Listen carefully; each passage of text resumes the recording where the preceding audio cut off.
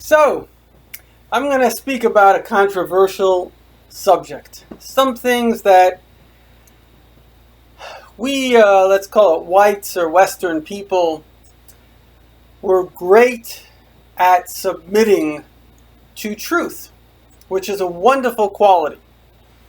And because of that, those who want to destroy us, particularly Russian disinformation, if you want to read the perhaps best book on it, just read Disinformation. Was written by the top Soviet defector to the United States. So we're talking about the head of the KGB. He had personal meetings with Andropov, I think that was his name, who was the head of the KGB of Russia. This is the organization that controlled hundreds of millions of people. And the top thing that the Russia till this very day is involved in is called disinformation. And disinformation, very much like we saw at the campaign, the 2016 campaign, is getting a society to do what you want them to do, but not through war. Through getting people in that society to convince you that it's right. So you have some societies that they don't care about right and wrong. The Arab society, I mean, you just look at the way they're killing each other. It's horrific. But other societies, they're based on right and wrong. So how do you get that society to do your will? It's through, sorry about that, it's through disinformation. It's making somebody in that society convince them that this is the right path. And that's how, whether it's feminism, which had some good but generally destroyed our society, this whole concept of gay. Now this is very, very interesting. It's fascinating because obviously some people are gay.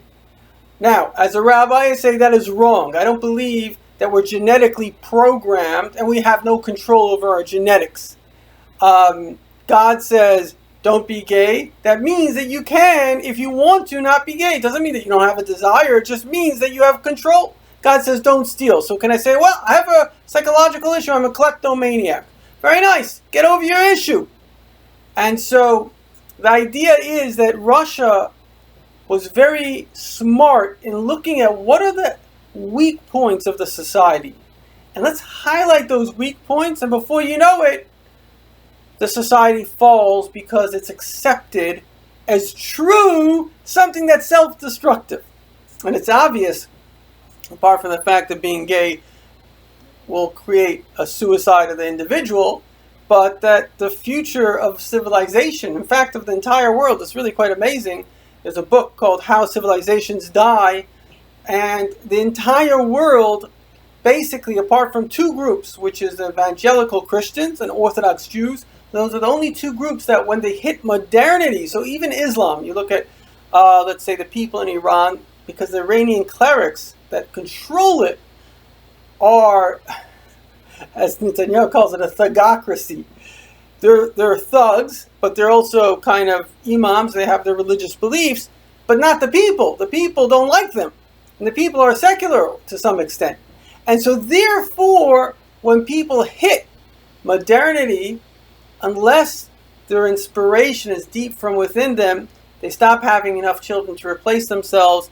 That's why you saw in Italy now there was unfortunately a lot of deaths because there's a very old population and not so much younger. And these kind of things spell the suicide of those civilizations that don't know how to be positive and procreate and love and have, civility, etc., etc. So the thing is like this, that when David Dinkins, he was a black mayor of New York, and I wasn't there at the time, but sort of in the aftermath, there were riots. Similar kind of story. There was a tragic death of a black person, and then it wasn't even the blacks in the neighborhood. I've grown up in that neighborhood, so I know it well. It was imported terrorists. These black hate leaders like Al Sharpton. They bring in violent people that have nothing better to do with their lives than kill. And they murdered a Jewish man And another lady, she remembered pogroms in Europe, and it reminded her she jumped off the roof to her death. That's what it was a pogrom, was a violence. So what's going on is, now I'm going to say this, even though it may sound racist, but it highlights the point, which is this. Can you imagine, I don't know, Jews or Christians doing this? Okay, let's say somebody got killed, which unfortunately happens a lot. Can you imagine, even in Israel, do we go down and burn down Arab neighborhoods? No. Do Christians, and a lot of Christians got killed, even here in America there was a sick Muslim that beheaded a Christian. Did they go down and burn down Muslim neighborhoods? No. So the fact is, when David Dinkins came to the Rebbe of Lubavitch, who basically he said there should be peace between our two communities. So the Rebbe said something very important, which highlights what is really true and what is really false. And if you understand this, you understand the difference between truth and falsehood, good and evil. He said it's not two communities. It's one community under one administration, under one God. And that's the key. You see, schmucks like Obama, these, so to say, black leaders, they really have one thing. They don't care about righteousness. They don't care about the blacks. They don't care about anything. They're like Hitler. Hitler didn't care about Germany. They have one thing. They have jealousy. They're arrogant. And when a person is arrogant, which is usually a delusion of grandeur, like Obama certainly is, arrogant, like Sharpton, Jesse Jackson, all these people, they're narcissistic personality disorder. Look at that nutcase of Nation of Islam. Total nut. Just listen to what he says. He's literally delusional. And so these people, they can't handle anyone that's better than them. And that's a psychological issue, whether you're black, whether you're white, whatever. The moment, that's what bullying comes from, what anti-Semitism comes from, anti-West. It's, I'm the best. And if you consider yourself the best, then everybody else that you think is better than you, it's like mirror, mirror on the wall, who's the fairest one of all? So you think that they're taking away your limelight. It's a psychological fact.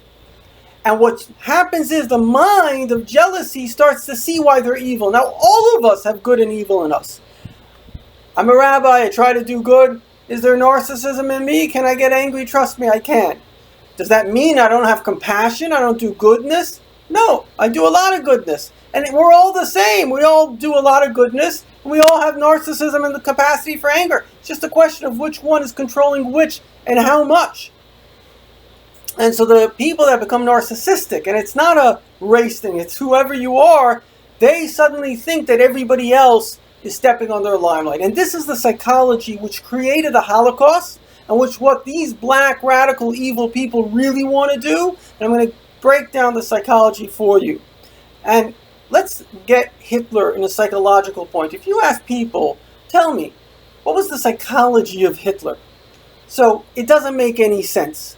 He murdered Jews, he murdered gypsies, he murdered the basically mental people, he murdered people that were basically sick in hospital. His psychology was two things. It was death and mayhem. That was his psychology. So you have to ask a question, why was it death? Now, I want to point out something very, very important to you. You see, I'm friendly with a guy, Sally Ganner. I don't want to go into the whole story, but Sally Ganner worked for American intelligence. And he told me American intelligence found out, this is right after the war, so this is like fresh information, that Hitler ordered, when he realized that Germany was going to lose, he ordered the destruction of the German factories that were making food for Germany. Listen to this. Hitler didn't give a damn about Germany. He gave a damn about two things, death and destruction. Mayhem. Now, I don't want to go too much into it, but the point is Hitler needed an army of idiots. And he himself said this. Lucky for leaders that people don't think. He needed an army of moronic, what they call she people, people that don't think. 17% of America have become what I call Obama's cult. Whatever Obama thinks is true, they think is true. And this is based on statistics, Pew poll that does a lot of research. And that's 45% of the Democratic Party. It's literally a zombie cult.